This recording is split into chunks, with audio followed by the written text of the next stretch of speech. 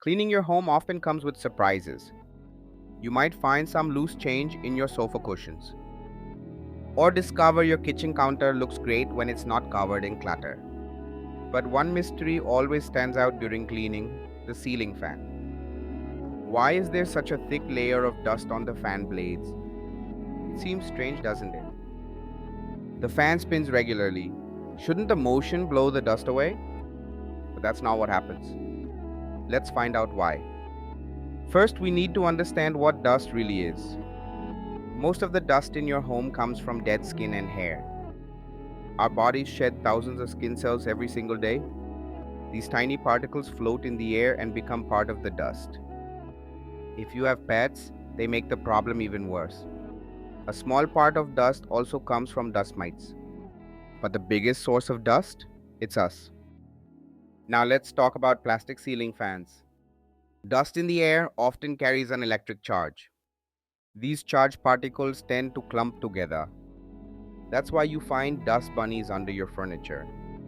As the fan blades spin, they rub against the air.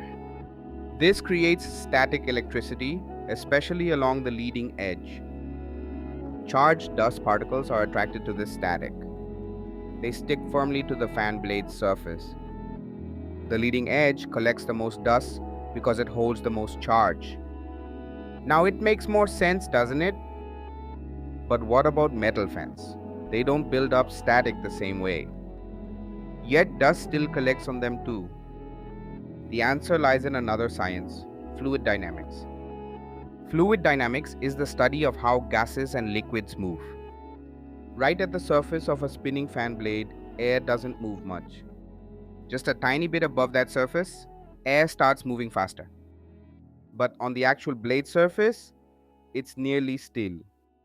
Dust particles get pressed onto this still layer of air.